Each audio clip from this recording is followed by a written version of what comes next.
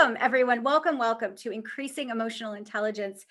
It has been a crazy week. It has been a crazy week, don't you think? We're in the middle of a pandemic and a crazy election. I don't know about you, but I'm homeschooling two children. And there's just a ton of emotional weight going on in our collective world. And so this topic is so near and dear to my heart right now. I'm super excited to dive into the tools and the techniques of emotional intelligence and then hear what you have to say as well. I'm a big, firm fan of the chat. So we'll be chatting it up today, and Erica will be helping with the chat today as well. All right, so I'm a leadership development expert. So my expertise is around leadership development. It's what I do when I'm not teaching emotional intelligence workshop. I'm doing a lot of work in human resources. I have a doctorate in emotional intelligence. I'm going to tell you a little bit more about why I discovered emotional intelligence in my own journey in corporate America, as well as parenting and life. I've been a team leader for probably about 17 years. And so I've been leading teams in my own career for some time. And then I also want you all to know that I am the mother of two young minds. And what does that mean? That means that if you're a parent out there, I don't know how many of you are raising children right now, but what happens is that, especially when you're in the teenage years, their brains hijack your brain. And so I'm going to dive in today a little bit around the neuroscience of mirrored neurons. And so as you're raising teenagers and they're being flooded with all kinds of chemicals, your brain is being flooded as well. And so if you walk around this planet feeling a little bit off as you're raising your kids, you should be. It's part of biology. Okay, so that's just a little bit about me, but I want to tell you also on the side, my passion and purpose is I work with women. I do a retreat every summer. I take women out into the mountains and we do a deep dive around emotional intelligence. I do primarily work with women, but in the corporate setting, I work with both men and women. And so I want to just acknowledge that there are some men in our masterclass today, and I'm so happy you joined us. And my own business, my own side hustle that I do when I'm not in corporate America is around helping and empowering women to get their voice in the room and to feel more empowered in their own lives. I moved most of my curriculum because of COVID on a digital platform. And so I just finished a class a couple weeks ago, and I never thought it would be possible. I never thought I could do this work remotely, but it works on Zoom. It's crazy to admit it does work on Zoom. And so those emotional connections that we make, even when we're looking at each other right now, are happening. They're really happening. So that's a little bit about me, but I want to talk a little bit about the next, what do we have? We have about 45 minutes. I want to dive into EQ, and I want you to all try to practice presence. You know, I'm just coming into this learning container in this space after like not having crowdcast work, and now I'm sort of anchoring in right now. Try to anchor into this learning space. And if you can't, I have a strategy for you that I've just been playing around with in my own curriculum, in my own classes, and that's use the chat. I teach on Teams almost every day, all day in my corporate job. And I notice even myself as a student, when I'm trying to absorb information, I need to process it. I am a social learner. And I found that chat is such a great way to keep my attention and anchor the learning a little bit more. So please use the chat. Erica is going to be my co-trainer today. And so she'll be using the chat as well, keeping the conversations going. And so just know that that's her role today, is to use that chat. Okay. And then leverage the replay. Here's what I want to offer you today. I'm going to go through a tool today that's going to anchor you in having difficult conversations. It's a tool that's going to help you with your self-awareness. But as you go out into the world, it's one thing to learn it in a masterclass. It's another thing to actually go in with courage and practice. So I usually keep all my replays on Crowdcast. So if you ever get into a situation where you need to talk to your spouse about something, you need to talk to your boss about something, and you want to just replay it, I'm a big fan of that replay because you need to hear it in repetition for your body to really get the kinesthetic skill. And that's what we're talking about today, the kinesthetic skill of emotional intelligence. You cannot read it in the book. You cannot read it. You can read it in the book, but you can't learn it in a book. Okay.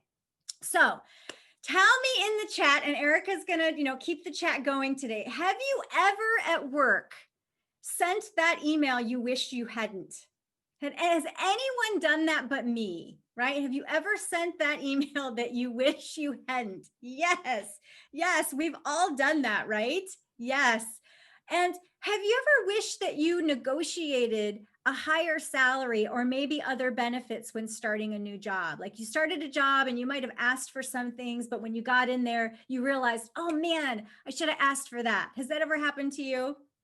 Oh yeah, for sure, for sure. Just happened to me a while back, a few years ago, that happened to me as well. Have you ever wished you had said something at work when you were maybe dismissed or someone crossed a boundary? You might have been passed over or someone interrupted you in a meeting. Have you ever wished like that night you got home and you were like, oh, I should have said something? Has that ever happened to you? That has happened to me a zillion times at work, a zillion times, right? I wish I would have said something. And because we're all in pandemic land right now, do you feel like you're a little bit more disconnected today than ever before? I want to just raise my hand on that one because my friends, I've really hit a wall this week where I realized that I had to go into my office. It was a fluke. I had to get something downloaded on the system there in my office, and I drove downtown in Portland to go to my office. And the weight of like not seeing anyone on my floor, I almost burst into tears. Like I hadn't realized how disconnected I was from my peers. I've been at home since March 11th. So I practice EQ all the time, but I want you to know that many of us are depleted socially, that the dopamine that we normally manufacture in our brain is depleted. And so when you think about addiction and people drinking more today and eating more sugar today, part of those strategies really is to get more dopamine in the brain. So I want to honor that. And I also want to give you some new ideas today around how you can self-regulate that doesn't necessarily have to hurt your waistline or anything like that. All right, so you are in the right class today if you want to take these skills a little bit further. If you want to be able to present yourself with this clear, convicted, calm way. And I say here to achieve your goals, but here's what I usually say to leaders that I coach at work. Are you getting what you want? Like that's the pivotal question around emotional intelligence. Are you really getting what you want? Because if you're not, there's a conversation or there's an action that you need to take to close that gap. And I think EQ does a great job of doing that. Okay, so why emotional intelligence? I'm going to give us 4 ideas for us to simmer with. And today's the perfect week to talk about these 4 ideas. The first thing I want you all to know is that we live among people. We live among people. We are herd animals. And I know that might rub some people the wrong way to think that we're all in a herd. Like some of us who have really high autonomy needs like to think that we're in charge all the time. But think about how we organize our societies and our structures. We organize ourselves, right? We have government structures, we have hierarchy structures, we organize ourselves in corporations. And so we need each other. We need each other really to survive. We are in relationships with each other all the time. And this week, I'm trying to stay away from social media a little bit. I can't help it. I'm just addicted. I have to tell you, I'm addicted. Part of that addiction is getting that dopamine and that connection, right? I don't know if you've seen that documentary on Netflix, The Social Dilemma. It's fabulous if you haven't seen it, but it really is speaking to this idea that we survive in relationships. And if we're not getting them around us, we're finding them other places, right? And our brains are connected to one another. I'm going to teach you something about mirrored neurons. If you follow my work, I talk a lot about emotional hijacking. And emotional hijacking happens when someone's in front of you and their brain is having an emotion or a reaction to something. And because our brains are connected, we are too. And that's why empathy is so hard to practice, because we're actually getting triggered by another person's brain. And so if their brain is unmanaged, then you need to manage your brain even that much more. And where do we learn these skills? It's very rare do we teach emotional intelligence in any of our formal educational structures. So we get to learn them today and practice them today with each other. And frankly, my friends, our brains are unpredictable. So if you could like open my head right now and look at my brain and all the wiring and all the connections that are happening, past, present, future tripping, all that stuff is happening at the same time. And I'm managing it right now in this moment, but I could also be completely crazy at times when I get really, really hijacked. And so mind management is what we're talking about when we're talking about emotional intelligence. Okay, just some data points I want to also express with you guys. 90% of top performers have higher emotional intelligence. So if you're a high performer, chances are you are also embodying some social and emotional intelligence skills. Also, emotional intelligence accounts for about 58% of your success in a job. And so I want you to think about your own, for those of you in corporate America listening and participating today, think about your performance management system. There's usually a philosophy in those systems around how much results you get and how you go about getting them. And some organizations split them 50-50, some split them 60-40, but there's usually an opinion in your company around how much work you get done and then how you go about getting that work. And that go about is how are you collaborating and navigating relationships. So they both combine to your success. And then I just think it's interesting that they have data on how much money you make when you have high EQ. So 29,000 is the average increase that you get when you have more emotional intelligence. Some of that has to do with asking for more money, feeling like you're worth more money, knowing how to navigate systems.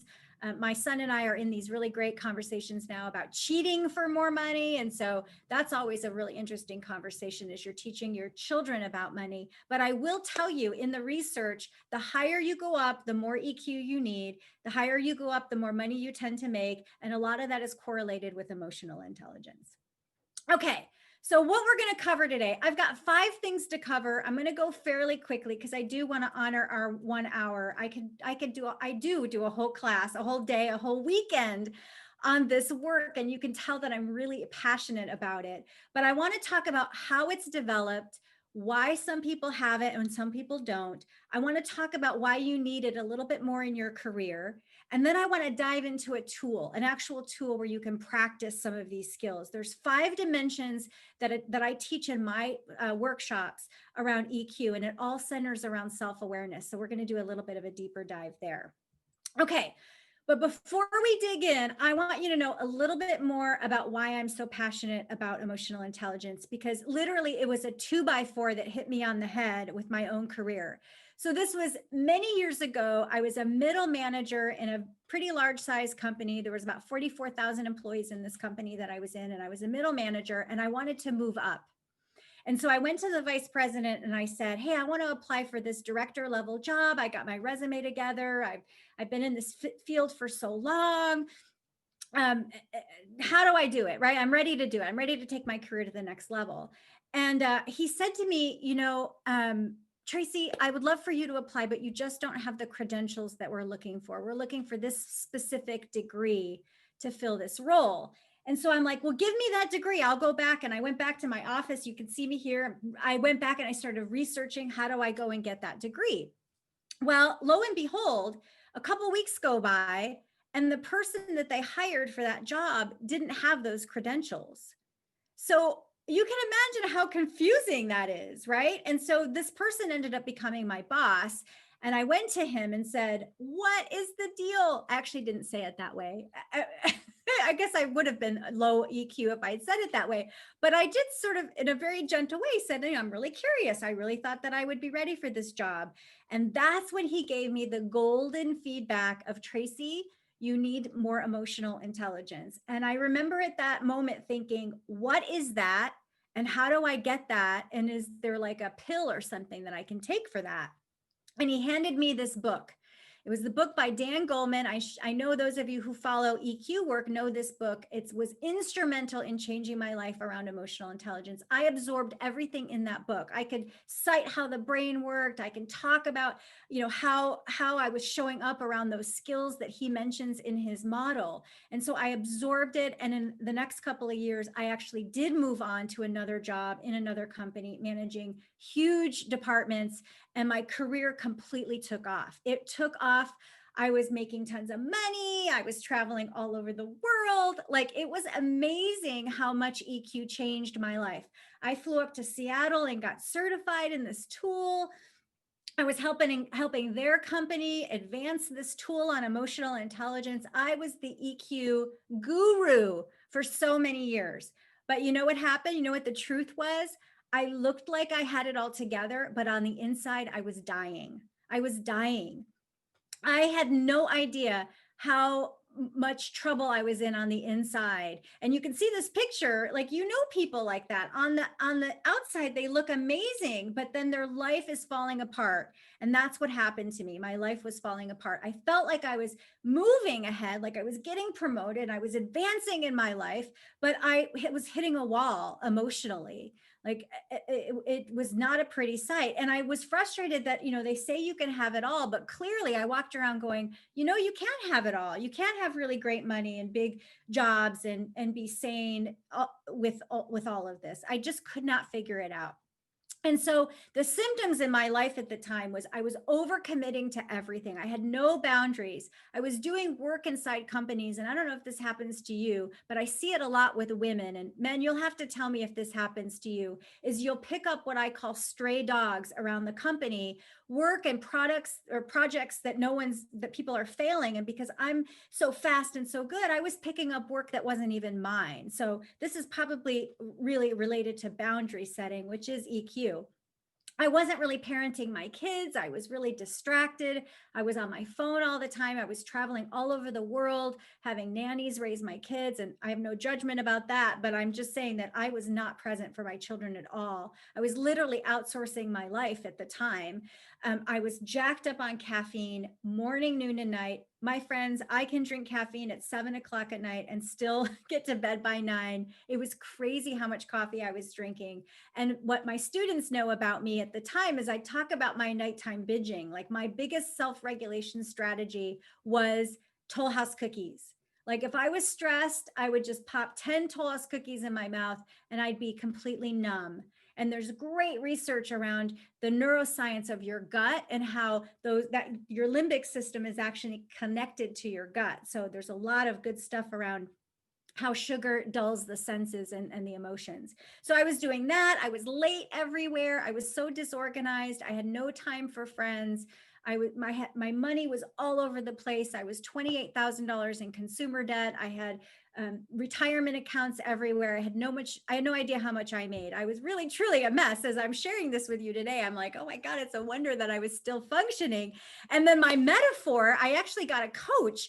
And if my metaphor with my coach is that I wait till the car has the blinking red light that says you need an oil change. Like, that was my life. Like, you need an oil, but I would wait until the car would tell me rather than me being proactive in my own life. So that's what was going on for me. But what happened about 5 years ago is I needed to stop. Like, I knew that it wasn't working for me. So I jumped in my car with a girlfriend and I did a strategic planning session for myself. And I highly recommend that to you all. If you're feeling stuck in your life, if you're not really clear about what's happening, I drove up to this amazing hot springs in Belknap Hot Springs in Oregon. And I took a weekend and I unplugged. I didn't, no media, nothing. And I really just did some deep, deep work around what was happening in my life. And what I brought into that space was the Gallup well-being. And I'm going to talk to you a little bit about that in a minute. But what I realized, my epiphany, is that your life is like a car dashboard. You have data screaming at you every day if you look at the data. And I was making rationalizations around all those things that were wrong. I had a rationalization for all of the stuff that was happening in my life, but I couldn't see myself until I really looked at that Gallup well-being index and I saw where I was out of balance.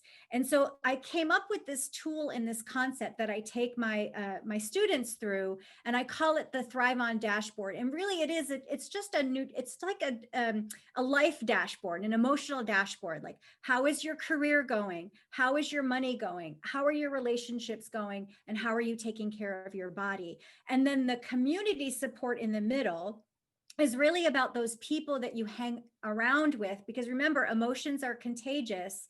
and so are behaviors. So if you join a group that's, let's say, not eating sugar or not drinking caffeine, chances are you're not going to do those things as well. And so community support is what I highly recommend in my own workshops around finding those people and those networks to change your behavior. So then that propelled me 5 years ago to live from a life from the inside. So I combined my emotional intelligence work with this idea of really unpacking and discovering, like, where in my life was I off balance. And I started to tune in and dial into those areas.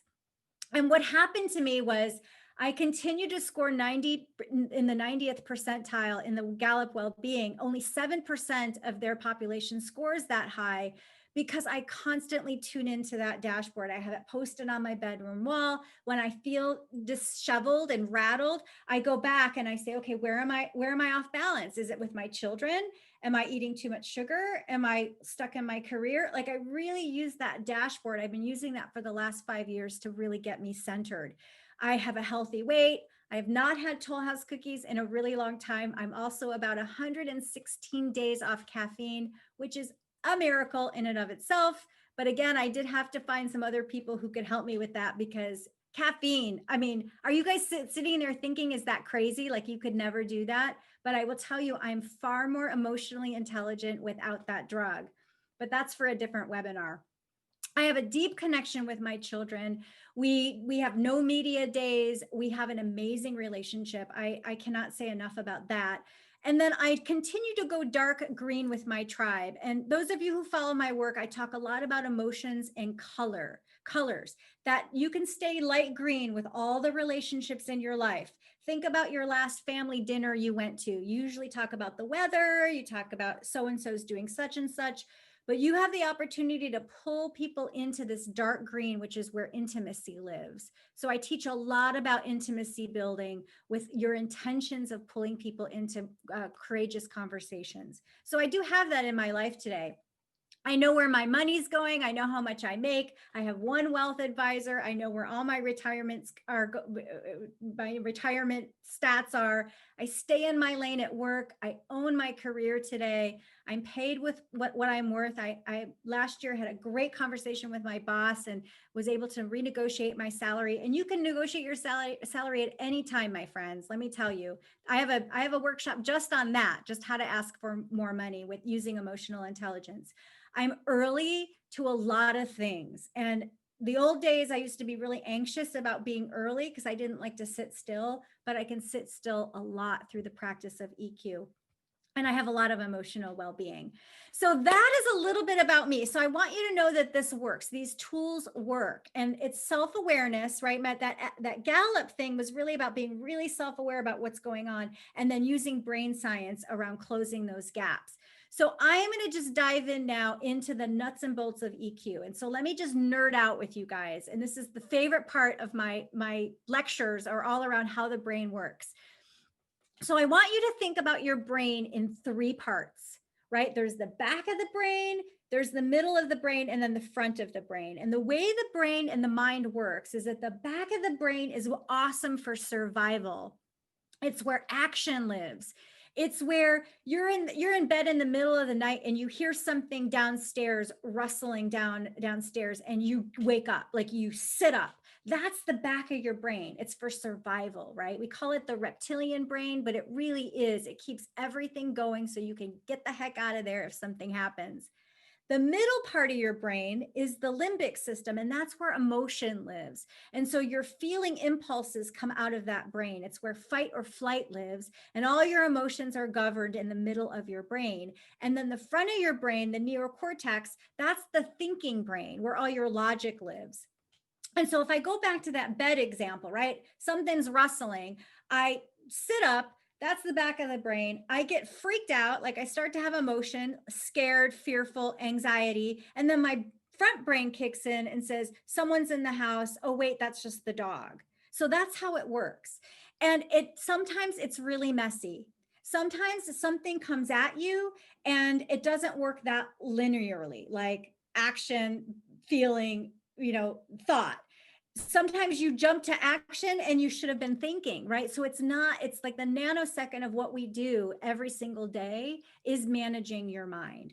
And so the way I define emotional intelligence, and this is all my own work and my own research, is the facilitation of your thoughts and feelings and actions together. It's that whole process that you do every single moment that you're awake to make the right action. Okay, so it's mind management or facilitating the mind. And then with that skill, you're able to lean into relationships. So I know Dan Goleman and Baron and a lot of my other colleagues talk about emotional intelligence as relationship navigation. And I do believe high EQ helps you with relationships. But the starting point is always your own mind and managing and being self-aware of what's happening in your brain. So with all of this going on, right? I want to talk about where those neuro patterns come from, where social intelligence comes from. And one of my favorite theories is called attachment bond theory. And attachment theory, basically, I'm going to pick on my mom right now, which I don't think she's on this webinar. She goes to many of my webinars, but she's not on this one. And she knows I talk about her. But when you think about how you bond with your caregivers, and I want to acknowledge some people might have been raised by aunts or uncles or dads or other people, but I want you to think about your primary caregiver. Your primary caregiver is responsible for your adult relationships, believe it or not, by the way they attach to you. So these caregivers, or attachment parenting, talks about it shapes your future relationships. It gives you that ability to focus, be conscious about your own feelings, and then your ability to calm yourself under stress, and then your ability to recover successfully from bad experiences. So I'm just going to nerd out just a moment and say, the way they talk about this research is that when the child leaves the parent, or when the parent leaves the child, what happens to that child? Most children will start to cry. Very normal, right? When mom leaves, there's like major hijacking that goes on in that child. But what happens when that mom comes back? And that's what attachment parenting is all about. There's 4 or 5 levels. I'm just going to cover the 4. It's around secure attachment is when mom leaves, comes back, and the child can self-soothe. Avoidant attachment is when the parent is unavailable, or if the parent is rejecting, that is not, the child is unable to self-soothe. Ambivalent parent attachment parenting is when the parent is inconsistent. So the child doesn't know when mom or dad's coming back in. And so tons of anxiety with that parenting style. And then disorganized is where the parent is just ignoring the child. And so the reality of what happens when these children, us, when we become adults, if we're securely attached with our parents, we have effective relationships. If we have avoidant attachment, we have problems with emotional connectedness. Now, I want to stop here and just say, my mom was a single mom. She was a prison guard, which, you probably have a story in your head about that. She carried a gun, packed a weapon, right? She was unavailable a lot. I was a latchkey kid. And I am like the queen of not bonding. Like I can move jobs really quickly. I can move relationships really easily. I moved around a lot as a child. I don't do deep bonding. It's not natural for me because I was raised in that kind of environment. And so I've had to work at emotional connection. And so that's what we're talking about here. And then a parent with an ambivalent, a child with an ambivalent parent will be an adult being very anxious, very insecure, will tend to blame or be really, really controlling. And then that disorganized parent will have an adult that's chaotic, insensitive, abusive, or untrusting. And so I want to stop here and just say, if you look at this list, there are leaders in your organizations that are behaving these ways based on attachment parenting. Like just think about the best leaders in your company. If they weren't raised with, bonding as parents, they might have learned it somewhere else. And that's the good news, my friends, that I want to tell you is that if you were in chaotic families, alcoholic homes, a lot of chaos going on, you don't attach well, EQ can be learned. That's the beautiful thing about this work.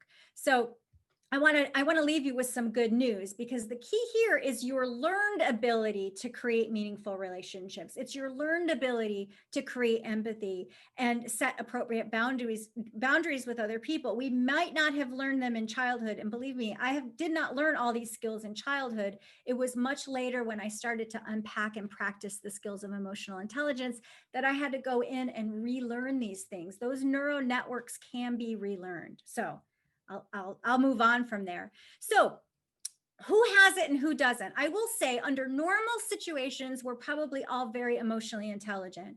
You know, right now, I'm hoping that you're in an office and you're safe and no one's threatening you and you don't have stress. Maybe your phone is ringing. I have a son who's on the other side of the house recovering from oral surgery today. And so I'm sort of doing a double do. I'm just kind of multitasking a little bit today. So I might be a little bit off, but under normal circumstances, we're all calm. Think about where you go when you're stressed. Because of attachment parenting and because of our relationship strategies, some of us cut off, like, see you later, here's the hand. And some of us get really enmeshed, where we react to stimulus. We make bad decisions, very impulsive decisions. And so we're always on this polarity, always back and forth. It really comes down to self-awareness. And that effective leader is always that calm presence, right? If you're effective in emotional intelligence and you're leading other people, you're always that one with that calm presence. You're reducing anxiety with your team during change or difficult times, because you're the calm one. And it takes work, my friends. It really does. So we need it for many different reasons. I will tell you that this is a personal example. When I was working on my dissertation, it took me 9 years to finish my doctorate. And it's not because I'm a slow learner. Believe me, I had a lot of life things happen in those 9 years. And part of the struggle for me was focusing on the research. There is so much. I would start to write and I would go into the research, and there's so many correlations with EQ. Everything from like cigarette smoking to sexual behavior to leadership, a billion studies on leadership and EQ. And so I'm just listing a few of them, right? These are all correlations with emotional intelligence. Your ability to advance your career, to have meaningful, deep relationships, your ability to change, set boundaries, your communication skills. And then people with higher EQ tend to have higher confidence. And so the one thing I want to say, and the reason why I want you to be just as excited about EQ, is it also prevents derailment. And so when you think about those people in your company that got fired or moved on or moved out, or how many divorces, you know, some people have had, a lot of it has to do with their emotional competence. Okay, so let's dive in. We've got time here. We got time to go through. I want to go through and unpack one element of emotional intelligence. So when I do my workshops, I cover 3 core skills. The first skill is self-awareness. It's your ability to know and tune in and dial into what's going on inside of you. Then the second skill is self-regulation. So self-regulation is being able to bring yourself to balance, to take the pause before you act, to be calm again. So when I mentioned the Toll House cookies, that is not self-regulation. If I'm stressed and I'm reaching for things that aren't good or impeding me from my goals, that's my ability to self-regulate. And then empathy with others. The reason why empathy is in emotional intelligence is if I'm not okay with my own emotions, if I'm not okay with where I am not going to be empathetic to other people. And so empathy is the grounding of empathy is emotional intelligence. Now, I'm not going to cover those 2 today. I'm just going to focus on self-awareness. We only had an hour, so we're going to do a deep dive in self-awareness today. So this is the tool I use. There are 5 dimensions, and these dimensions, I want you to think about these dimensions living in your brain right now. Again, if I opened up my mind, these dimensions would be all swirling around there, all mushed up in my brain, and I'm trying to make sense of what's happening. And so when something comes at me, this is the tool to help me notice and explain what's happening with me, so I can then tell someone else or articulate it to someone else. So this tool is going to be just about you in the next 10 minutes. And I'm going to start with sensory data. So the first dimension is sensory data, and how I teach this, it's really about all your senses. And so imagine you're sitting there right now.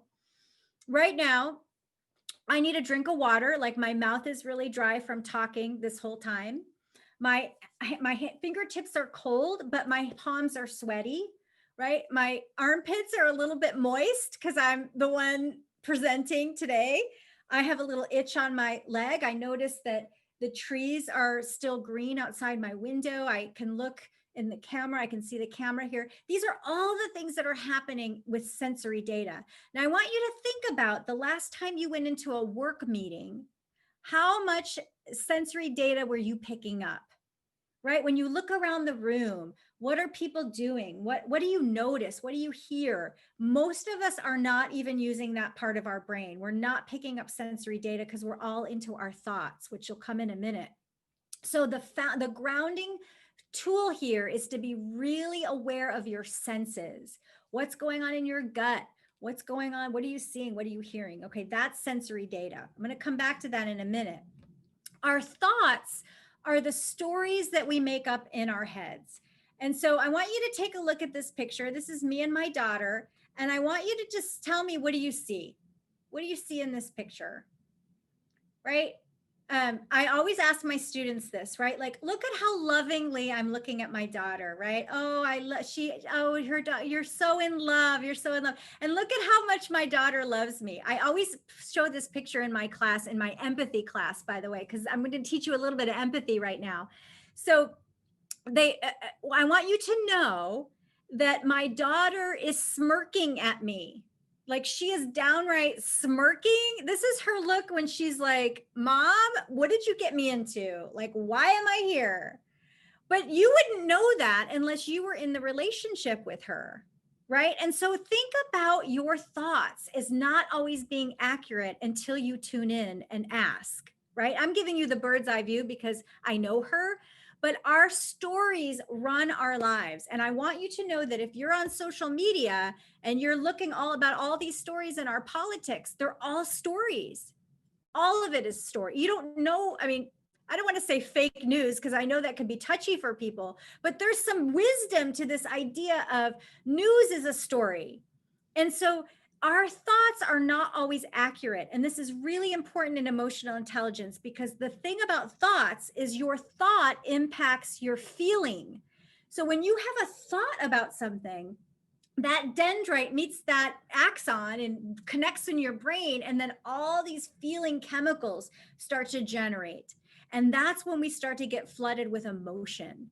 And our feelings are just chemical impulses to help us survive. I want you to just remember that feelings are not good or bad. And when I do a whole couple hours in my class just about unpacking feelings and what they mean and how they're so helpful as data. They're just data points about helping you survive. And so we label them, we unpack them, we bundle them, we don't feel them, we squelch them. If you were born in my family as a woman, you weren't allowed to get angry. I mean, we socialize feelings out in our culture. And I want you to know that EQ is about a full range of feelings. So I love teaching this tool. Don't worry about reading the script here, because I know it's really hard to see, but this idea that the more intense the emotion, the darker the color. And also, as you look around this, you can feel many different things at the same time. The key for us in emotional intelligence is for us to name that feeling. I feel sad, I feel stressed. Right now, I'm a little nervous because I'm presenting. I'm still hoping you guys can hear me and see me, right? I'm hoping that you'll forgive me for, that's really a thought for my audio problem, but like my feeling about that is anxiety and panic, and like, can I be in that space and then still be okay, right? And still be okay. So that's what feelings are. And then wants, what you want. And if I could wave a magic wand and just tell you, of all the leaders that I've worked with over the years, this is the hardest dimension. It's the hardest dimension for leaders because often we don't say what we want. Sometimes we don't know what we want. Sometimes we're not clear about what we want. Sometimes we hope people read our minds, right? And I say that a lot when I'm teaching leadership classes. Like, if my employees could read my mind, we would be so much further ahead than we are today.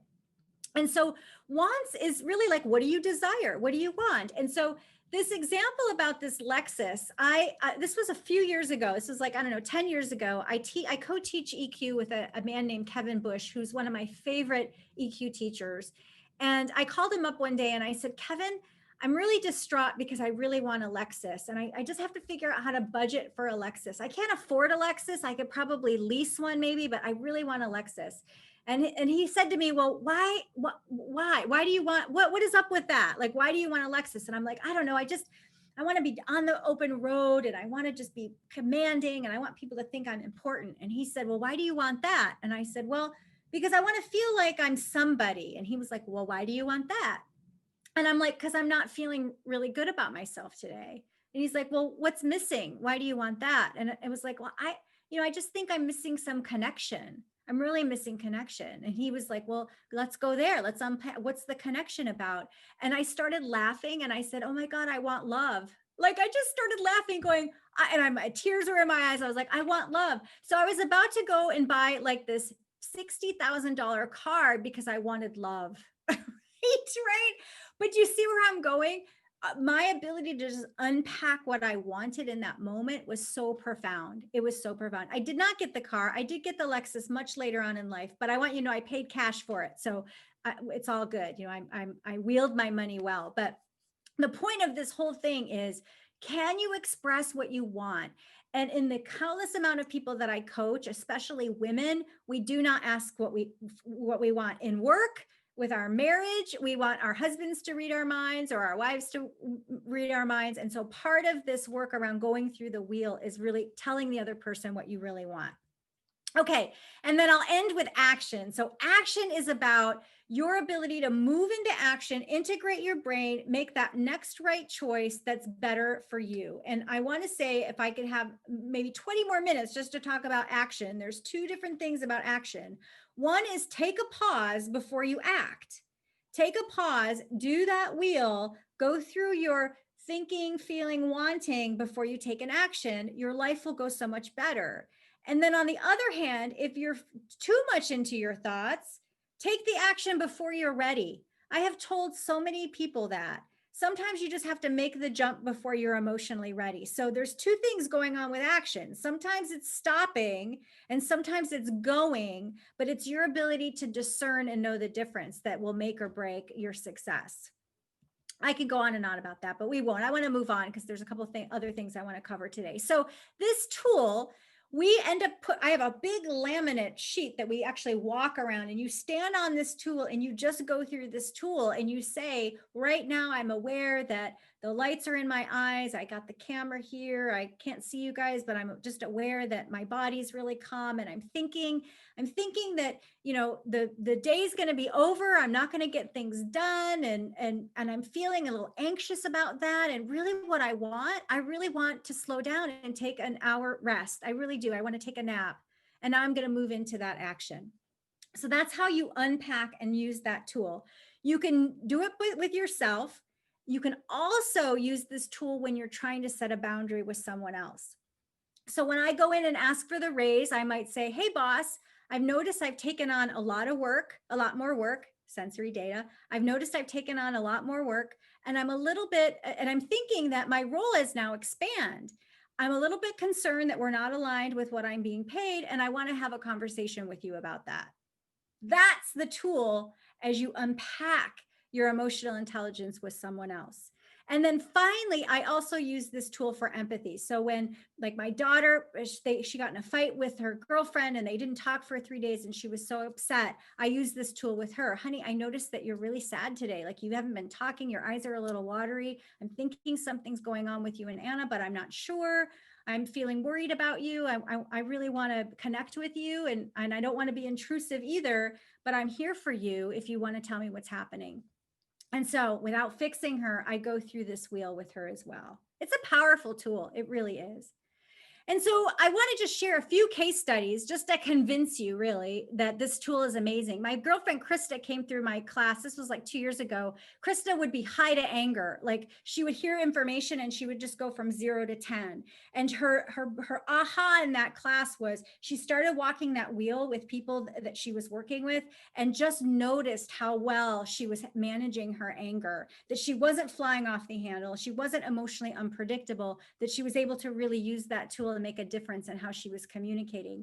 And then my friend Marisol, who also used this tool through this work, her husband noticed the difference. Like she came home after the class and she was just saying to her husband, this is what I want, this is what I don't want. I'm getting really clear about what she wanted. And her husband was so grateful. Like that's the thing with relationships. Oftentimes, if we don't say what we want, not only do we not get what we want, but the person isn't invited in to help us close that gap. So I was super happy when Marisol told me that. And then my friend Michelle, who was literally in tears about her boss, her and her boss were not getting along. She took that awareness wheel into a meeting with her boss and was able to get realignment again in some work that was not hers, that she should not have been taking on. And it really improved the relationship with her boss and her coworkers. So I'm a big fan. I'm such a big fan of using this work.